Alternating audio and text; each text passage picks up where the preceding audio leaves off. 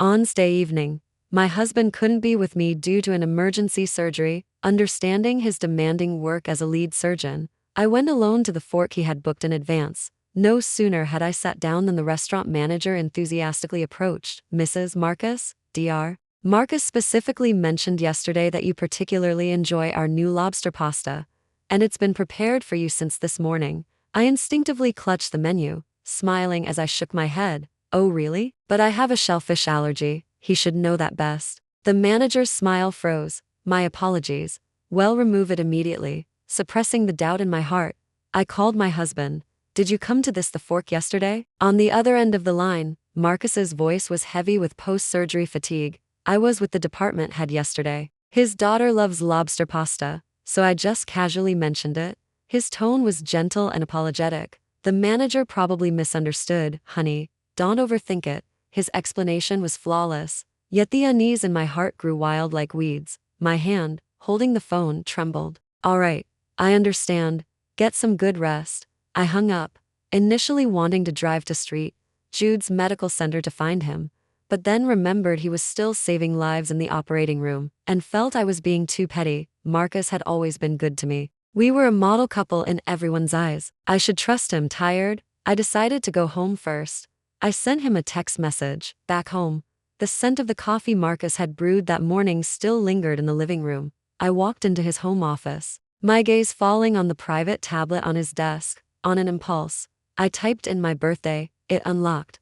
The latest photo in the photo album was a selfie of the two of us, taken at our doorstep that day. I was smiling sweetly, and he had his arm around my waist. We looked perfectly happy. I tapped on the recently folder. In the photos, a slender hand was holding a fork, twirling a plate of lobster pasta, with the booth of the fork in the background. That wasn't my hand. I continued to scroll down, my fingers trembling so much I could barely hold the tablet. In the Notes app, there was a scheduled reminder. Next, take Luna for a follow-up. Who was Luna? I searched through his contacts. She wasn't there at all. The sound of a key turning in the lock came from the door. I quickly closed the tablet and put it back in its place. Marcus embraced me from behind, his chin resting lightly on my shoulder. Why aren't you asleep yet? Didn't I tell you not to wait up for me? His voice was filled with affection. I turned around, smiling nonchalantly. I was looking at our old photos. You look so handsome. My wife is the most beautiful too, Marcus chuckled, kissing my forehead lightly. All right, get some sleep. He walked towards the bedroom, and I followed, intending to ask him about the photos. But as I turned, the jacket hanging on the door caught my eye. A corner of a white paper slipped out of the pocket.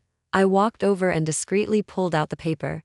It was a coffee shop receipt, 2 coffees, and, his usual, the other was a sweet heart with 3 sugars. Marcus never drank anything sweet. He said it was too cloying. I desperately wanted to find an excuse to convince myself it was just for work. But who goes to a coffee shop in the middle of the night just to order 2 coffees? I stood at the door, watching him brush his teeth in the bathroom, his familiar back suddenly feeling strange. Honey, what are you looking at? In the mirror, he smiled at me. Nothing. I tucked the receipt back into my pocket. Just remembered I have a meeting tomorrow and I'm a bit nervous. Don't worry. You're the best. He walked over and put his arm around my waist. I leaned against his chest, smelling the faint scent of disinfectant on him. How far had they gone? I lay awake all night. The next day, I used the excuse of bringing him a home-cooked lunch to go to St. Jude's Medical Center. I wanted to see what kind of extraordinary person she was, if I was to lose. I wanted to lose gracefully. The elevator stopped on the 2nd floor of the surgery department. I walked down the corridor, carrying the insulated lunch container towards Dr. Marcus's office. Just as I rounded the corner, I saw a delicate-looking nurse standing at his door. She was holding a cup of warm water and gently knocked. Dr. Marcus, it's time for you to drink some water. Her voice was soft and sweet. The door opened. The moment Marcus took the cup, I saw the tenderness in his eyes. I knew that tenderness well because he used to look at me that way. And guilt. Why would he feel guilty? I pushed the door open. Marcus instantly flustered but quickly regained his composure, smiling as he introduced her. Honey, this is the new nurse, Luna. Luna. I put down the lunchbox and smiled. Dr. Marcus is truly considerate of his subordinates. Luna's face flushed, and she hurried away. Why do you have time to come today? Marcus walked over, intending to hug me. I took a step back. I missed you. As the words left my mouth, even I found them ironic. Back home, I immediately contacted my best friend. She worked in the administrative department at St. Jude's Medical Center and had the most reliable information. Helped me look up someone, a nurse in surgery named Luna. An hour later, my best friend texted me. This is not simple. Everyone at St. Jude's Medical Center is saying she's Marcus's savior. I continued reading. 5 years ago, Marcus was in a severe car accident, suffering a ruptured main artery. Luna, who happened to be passing by, saved him with her first aid knowledge. That's why Marcus took special care of her. Almost to every detail, everyone in the department said Dr. Marcus was a good man who knew how to repay a favor. I looked at the investigation report, feeling utterly cold, because the person who saved Marcus 5 years ago was clearly me. At the time, I was an architecture student. Passing by the accident scene, I used my own handkerchief to press on his wound and called an ambulance, only leaving after he was loaded into the vehicle. I felt a pang of sorrow. Years of marital love couldn't withstand a single lie. Why do you look so pale? My best friend asked. Concerned, I shook my head. Show me Luna's social media post. My best friend opened her phone, which was filled with photos of her and Marcus's daily lives. One was geotaged in front of a building I had designed, with the caption, "He said this is the empire he built for me." That building was my masterpiece. Marcus had never said such a thing. There was another photo, showing the custom-made pen I had given Marcus, held in her hand, with the caption, "Writing my name with his pen." My hands began to tremble. The most damning photo was taken the day I was hospitalized with acute gastroenteritis. She posted a selfie with Marcus's back in the background, as he gently tucked in her blanket. The caption read, "He says I'm his son, and I can't be sick." But that day, Marcus told me he was going abroad for an urgent medical seminar and wouldn't be reachable for 3 days. He was actually in the VIP ward on the floor above me, tending to another woman. I was alone downstairs, hooked up to an IV drip, curled up in pain. The nurse told me it was normal to not have anyone caring for me since my husband was abroad. At the time, I even felt sorry for him, thinking how hard he worked, that bitch. My best friend fumed, slamming her hand on the table. Marcus, that beast. He had explicitly said he would only take care of me. I laughed, tears streaming down my face. I was such a fool. I didn't make a scene. I only wanted a peaceful divorce and began to calmly gather evidence. I found the luxury apartment Marcus had rented for Luna, not far from our home. The rent was $25,000 a month, and he had signed a 1-year lease. He had also funded Luna's sickly younger brother's treatment abroad, at a cost of over $1 million. I looked at the bank statements. That money had been transferred from our joint account, under the guise of medical research investment. That was our college fund, opened 2 years prior. He was using our child's money to support someone else's family. I sat in front of the computer, my fingers trembling as I scrolled through transfer records. Luna had failed the hospital's annual sterile technique evaluation 3 times in a row. According to regulations, she should have been fired. I stood in the blind spot of the surveillance camera, watching Marcus lead Luna into the absolutely sterile cardiac surgery prep room. He personally taught her the procedures, step by step. That was the hospital's sanctum sanctorum. Even the associate director needed layers of approval to enter for her. He broke the principles he valued most. Luna's eyes were red, and her voice choked with tears. "Dr. Marcus, I'm so clumsy. I don't deserve your guidance." Marcus sighed, his voice so doting it made me sick. "Don't talk about yourself like that. How could the person who saved my life be clumsy?" The person who saved his life. I almost laughed out loud. The person who saved his life was clearly me, yet now it was her credit. But I still couldn't bring myself to be completely heartless. I wanted to tell him the truth, wanted to know if he would come to his senses after knowing everything. I took out my phone and called him. He looked at the caller ID showing Honey, frowned, and unhesitatingly pressed decline. Then he softly comforted Luna.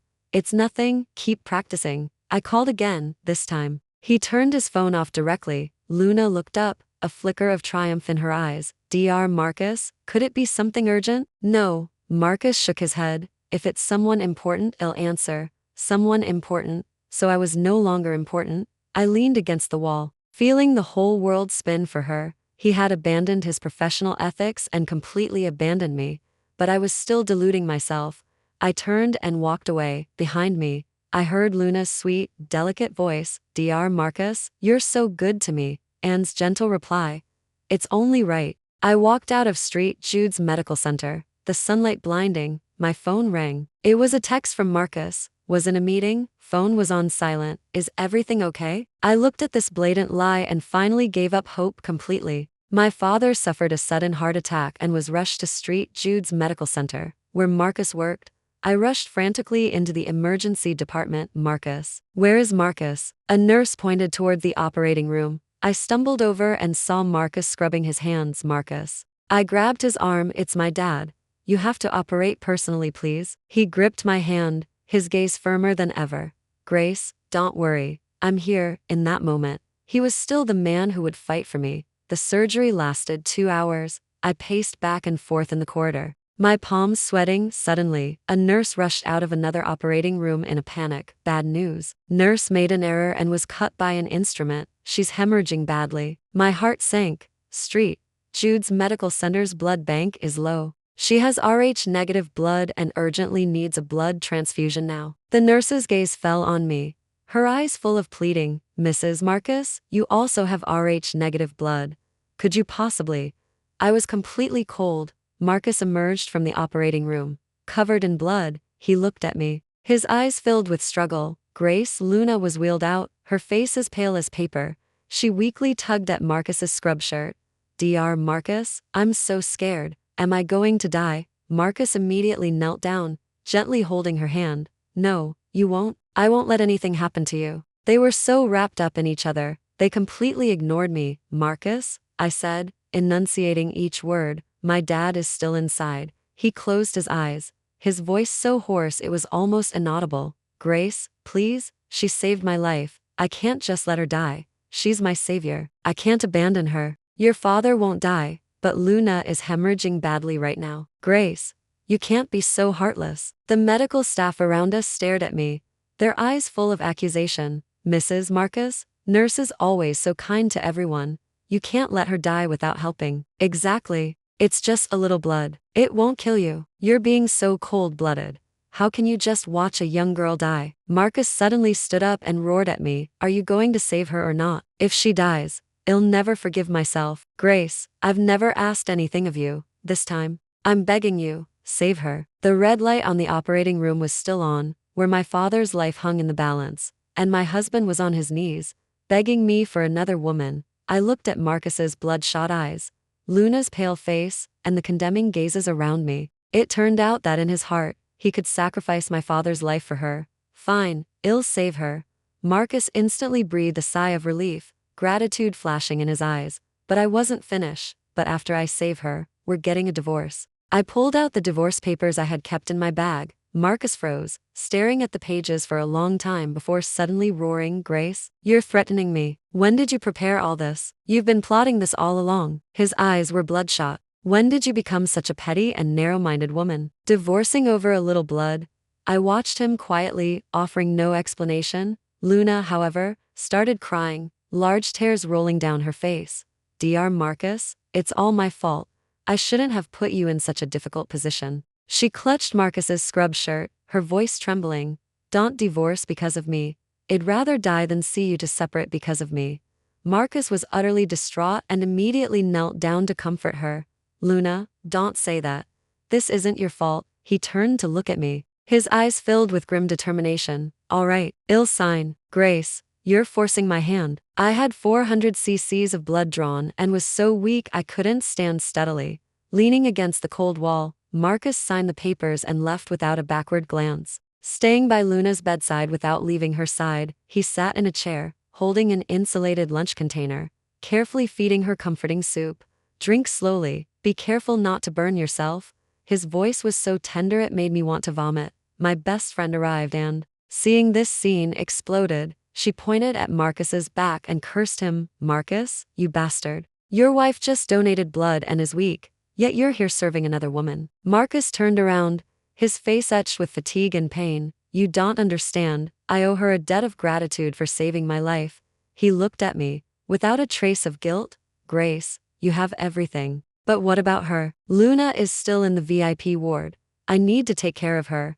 I quickly pulled my best friend, shaking my head, signaling her to stop talking. My father's surgery was successful. performed by another department head after taking care of my father's affairs. I went directly to the medical technology company headquarters that Marcus and I had co-founded. I had started this company with the first $1 million prize money I won for my architectural design work. I called an emergency shareholders meeting. Marcus also rushed over after hearing the news. He pushed open the door, his face still bearing the fatigue of caring for Luna. "Grace, what are you doing?" I ignored him and directly announced to all shareholders. "I have decided to immediately remove Marcus from all his positions at the company headquarters." The shareholders gasped. Marcus's face turned pale. "Grace, you can't do this. The company headquarters holds my efforts too." He angrily slammed his hand on the table. "You're using this to get back at me." My lawyer stepped forward and publicly presented the equity agreement from the founding of the company headquarters. It clearly stated in black and white, "I, Grace, am the sole owner of the company, possessing 100% absolute decision-making power." Marcus was merely a technical partner. "This is impossible." Marcus snatched the document. "We're husband and wife. How could I not have shares?" The lawyer calmly stated, "Mr. Marcus, this is the agreement you personally signed back then. You said you trusted your wife and were willing to entrust everything to her." Marcus's face instantly turned ashen. I watched his crestfallen expression, feeling no emotion. "Your efforts?" I stood up, my voice terrifyingly calm. "Weren't your efforts all used to apply for those non-compliant RD funds for Luna?" On the company headquarters books, her project funds alone exceeded $2 million. "Marcus, you know exactly what you did." Marcus began to curse at me, his voice sharp and piercing. "Grace, you investigated me. What's wrong with me giving some money to my savior?" I laughed, tears streaming down my face. This man truly took me for a fool. "Grace, when did you become so unreasonable?" Marcus's voice was cold, his eyes filled with disgust. I wiped away the tears from the corners of my eyes and looked at him. "Then when did you start lying to me for another person?" He was choked, his face red. Then he burst into greater fury. "You just don't understand. Luna is different. She saved my life." "Oh, really?" I sneered. "What did she save you with?" Marcus pulled out a handkerchief carefully wrapped in a sealed plastic bag from his pocket, holding it with both hands and presenting it to me. His pious demeanor was sickening. With this, and her professional first aid knowledge, that handkerchief, I knew it too well. It was a limited edition souvenir from my alma mater. Only 100 were distributed across the entire school. My heart skipped a beat. Just then, Luna also rushed over, her eyes red, her voice trembling. "Ms. Grace, why are you trying to harm Dr. Marcus? I know you don't like me, but you can ruin his career." She flung herself next to Marcus, pointing at me, her voice shrill. "5 years ago, I used this handkerchief. I saved him at all costs. What right do you have to be jealous?" Marcus immediately shielded her, glaring at me with fierce eyes. "That's right. If it weren't for Luna, it'd be dead already." I looked at the deeply devoted couple and slowly took out my university diploma from my bag. Then, a faded photograph. It was a candid shot taken by a student journalist that year, showing my profile as I knelt on the ground, performing CPR on a man who had collapsed. In the corner of the photo, there was a frantic girl's figure, standing far away, afraid to approach. "Take a look." I held the photo up to Marcus. "Is this person in the photo your savior, Luna?" Marcus's face instantly turned pale. Luna's crying ceased abruptly. The entire conference room was deadly silent. I continued. 3 years ago, outside the medical school, you collapsed in a car accident, and I was the one who performed CPR on you. This handkerchief, I used it to stop your bleeding, and your savior." I pointed to the blurry figure in the corner of the photo, only dared to stand far away and watch, not even daring to get close. Marcus's hand trembled, clutching the handkerchief tightly. "Impossible," Luna said. "What did Luna say?" I interrupted him. "That she saved you? That she had learned first aid?" Luna's face alternated between green and white, her lips trembling, unable to speak. I took out another document from my bag. This is the emergency record from St. Jude's Medical Center from that year. It clearly states that a female student named Grace performed first aid on site, buying you precious time. And this, I took out another photo, the school newspaper's report from that year, titled "Architecture Saves on Street." The person in the photo is me. Marcus took the photo, his hands trembling violently. The girl in the photo was a younger me, and his beloved savior was not even in the frame. "No, that's not how it was." Luna finally spoke, her voice shrill. It was me who told you how to perform first aid." I sneered. "You An administrative assistant major telling a medical student how to perform first aid. Moreover, I pointed at the photo. You were at least 10 meters away from the scene at the time, unable to speak, only screaming. Luna completely broke down, slumping into her chair. Marcus stared blankly at the photo in his hand, then at the handkerchief, so I stood up, my voice terrifyingly calm. You betrayed the wife who truly saved your life for a woman who impersonated my identity as your savior. Marcus, tell me, how should this be settled? No, impossible. His voice trembled. Luna said, the photo is photoshopped. She faked it. Luna's face was ashen, and she incoherently lunged forward, trying to tear up the photo. I sneered, pushed her away, and threw another piece of evidence onto the table. This is the anonymous police report submitted by a witness that year, detailing the rescue process. Marcus's hand trembled as he picked up the report, his face growing paler with each line. The report clearly stated, a female student performed CPR on site. Marcus, I gave you countless chances. If you had just been honest with me once, I would never have come to this point. I looked at him, a great sadness welling up in my heart. He tried to touch me, but I dodged him. His hand trembled in midair. His eyes filled with pain. Grace, I truly didn't know. Don't call me. You disgust me. Seeing the situation turn dire, Luna immediately changed her strategy. Crying, I was so scared back then, but I stayed by your side. I was the one who called the emergency call later. She knelt on the ground, tugging at Marcus's scrub shirt. Dr. Marcus, think about it. If I hadn't called, how would the ambulance have arrived? Marcus's gaze began to waver again. I almost laughed in exasperation. This man was still making excuses for her, even now. Is that so? I pulled out my final piece of evidence. This is the dispatch record from the emergency dispatch center from that year. The emergency call came from an anonymous Mr. Taylor. Luna's face instantly turned pale. Furthermore, the call recording shows that the caller was a male, approximately 50 years old, and there were construction workers passing by assisting at the scene. I pointed at the detailed information on the record. How did a 20-year-old female student turn into a 50-year-old Mr. Taylor? Luna completely collapsed, slumping to the ground, unable to utter another word. Marcus looked at the table full of evidence, completely drained. Grace, his voice choked. His eyes filled with pain and regret. Do you realize your mistake now? I stood up, looking down at him. Marcus, in the operating room, I desperately wanted to tell you the truth. But what about you? You hung up on me again and again. I gave you a chance. I thought that if I was just good to you, you would eventually realize that I was the one who loved you most.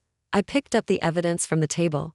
But what about you? You'd rather believe a fraudster than give me a second glance. The results of the irregular operation investigation will be out soon, and I will file a lawsuit against you for misappropriating funds to aid a fraudster. Marcus abruptly looked up. Grace, you can't do this. The company headquarters was founded by both of us. Us? I sneered.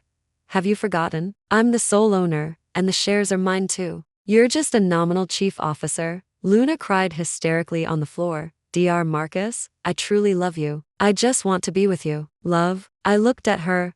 Do you love his money or his status? If you truly loved him, why would you impersonate me? Why would you lie and tell him you saved him? Luna cried even harder, but she couldn't find any more excuses. Marcus looked at Luna on the floor, then at me, his eyes filled with despair. Grace, please forgive me. I truly know I was wrong. I picked up my bag and walked out the door without looking back. Marcus, some mistakes, once made, are made. I don't accept your apology. I moved out of our home the day I moved. I alone took down the sunflower oil painting from the wall, the one I had personally hung when we were newly married. Marcus wasn't there. He was under investigation at St. Jude's Medical Center. I emptied the closet, moved the bookshelf, packing all those beautiful memories with them. The movers asked me, Mom, don't you want these furniture pieces? I shook my head. They're not mine. I'm not taking them. I only took what belonged to me, cleanly. News of Marcus's suspension and investigation came while I was organizing things in my new apartment. My phone rang all day long. It was all his calls. I didn't answer. The next day, he called me like a madman. 53 missed calls in 1 hour. I turned my phone off. The third day, he started sending text messages. Grace, please answer the phone. I'm home. Where are you? Why is the painting off the wall? Your clothes are gone too. Did you move out? Grace, I was wrong. Please come back. I deleted all the messages. He found my best friend. My best friend called me. Marcus came looking for me. He's crying on his knees outside my house. I sneered. Let him cry. He said he wants to see you. No. My best friend was silent for a moment. I gave him a USB drive. I paused. What USB drive? Don't you remember? Last time you asked me to help you record something, you said you needed evidence. I remembered. It was the call recording between me and Luna. And the recording of Luna's chat with her friend. At the time, I was holding on to a sliver of hope, thinking I might not need them after got the USB drive. He sat alone in the empty house. He plugged in the USB drive and opened the first file. Luna's voice rang out, triumphant. You know what? Dr. Marcus is such a fool. I just made up a story, and he believed it. I told him I saved him, and he does whatever I say. Her friend laughed and asked, how did you know so many details? I investigated in advance. I knew the time and place he collapsed. And I even asked around about the situation back then. Anyway, the real person who saved him isn't here, so who knows the truth? Marcus's hand began to tremble. The second file was my call with Luna. My voice was calm. Luna, I know you're lying to him. Luna panicked. What are you talking about, Savior? You can keep pretending, but I have evidence. Grace, don't think you can ruin Dr. Marcus's and my relationship. Relationship? A relationship built on lies? The call ended. Marcus slumped onto the sofa, tears streaming uncontrollably. The third file was a recording from Valentine's Day. That day, I sat alone at home, looking at photos on my computer, and called him. Marcus, when are you coming home? I packed dinner. It's gotten cold. On the other end, he impatiently said, I told you I'm busy with surgery. You eat first. But it's Valentine's Day. I know, I'll be back as soon as I'm done. In the recording, my suppressed sobs echoed, so desperate, so helpless. Marcus suddenly stood up and slammed his head violently against the wall. Once, twice, his forehead broke, and blood flowed down. He kept hitting his head as if trying to kill himself. I deserve this. I deserve this. He screamed hoarsely, his voice reverberating in the empty room. He picked up his phone and started frantically dialing my number again. Off. He drove to the company headquarters and waited outside all night. A security guard asked him, Sir, do you need help? He shook his head, his eyes vacant. I'm waiting for my wife. She'll forgive me. She definitely will. The security guard looked at his haggard face, shook his head, and walked away. Day broke. I left through another exit. He waited in vain. The trial began. I sat in the plaintiff's seat, with Marcus and Luna opposite me. He had lost a lot of weight, his beard unshaven, his eyes fixed on me. Luna, on the other hand, was dressed elaborately, as if attending a banquet. My lawyer began to present the evidence. Bank statements, transfer records, call recordings. Each item pointed to the same fact. Marcus had misappropriated our marital assets to buy Luna a house and a car. The defendant, Mr. Marcus, knowingly transferred marital assets totaling 1,200,000 yuan without the plaintiff's consent. Marcus's lawyer stood up and interrupted. My client was merely misled for a time. His feelings for the plaintiff are genuine, and we hope the court will show leniency. I almost laughed out loud. Even at this point, he was still playing the emotional card. The judge looked at me. Does the plaintiff have anything to say? I stood up, and all eyes in the courtroom turned to me. Marcus's eyes gleamed with hope, as if I would plead for him. I would like to say a few words. I turned to Marcus. He immediately sat up straight, his eyes full of anticipation. Marcus, our feelings died the moment you served the lobster pasta I made with my own hands to another woman. His face instantly turned pale. As for repaying a favor, my voice was calm. I saved you out of kindness, expecting nothing in return, yet you used it as a bargaining chip to hurt your partner. I watched his trembling lips and continued, Marcus, your gratitude is too cheap. As soon as I finished speaking, Marcus covered his face, his shoulders shaking violently. Luna, however, suddenly jumped up, pointing at me and screaming, You malicious woman, you ruined our relationship. You're just jealous of how young and beautiful I am. The courtroom erupted in chaos. Order. The judge struck his gavel. Luna continued to clamor. She's just a frumpy wife. Marcus stopped loving her long ago. What right does she have not to divorce him? I watched her performance with cold eyes. The judge announced a 10-minute recess. Marcus took the opportunity to come over to me. His voice choked. Grace, please. I truly know I was wrong. I looked at his red, swollen eyes, feeling not a ripple of emotion. Marcus, some mistakes, once made, our maid, your tears mean nothing to me. He knelt down in the courtroom, in front of everyone. Grace, I'm on my knees. Please forgive me just once. Just once, the onlookers began to whisper. I bent down and looked at him. Marcus, you're kneeling to the wrong person. You should be kneeling to your conscience. The judge reconvened the court. The final verdict came down. Marcus lost the case and was ordered to compensate me for all the transferred assets, plus 50,000 in emotional damages.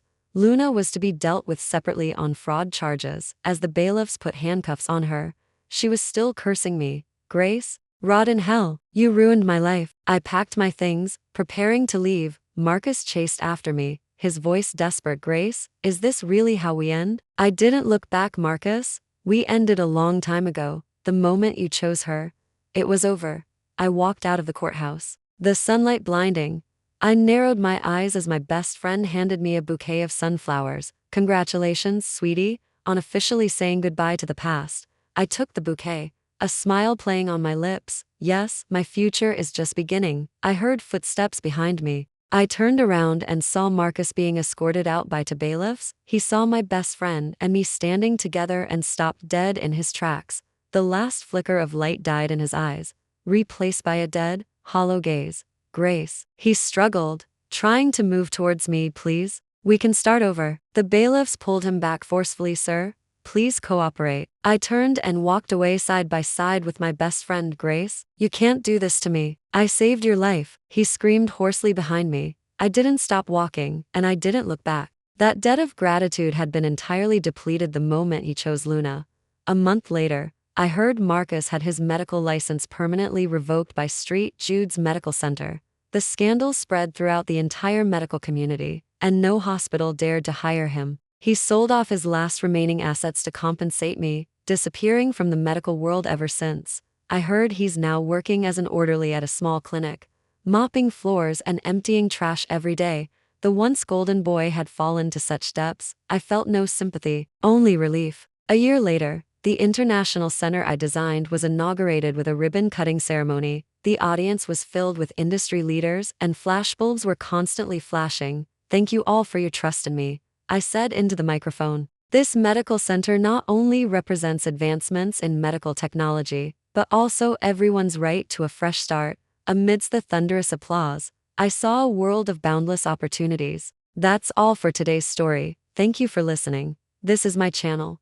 The tales I share, drawn from life or woven from imagination, are meant to offer you connection, reflection, and perhaps solace or newfound strength. If you long to see your own reflection in others' journeys, or seek a glimmer of light within the maze of emotions, subscribe to my channel. Listen with your heart. Explore the stories of life.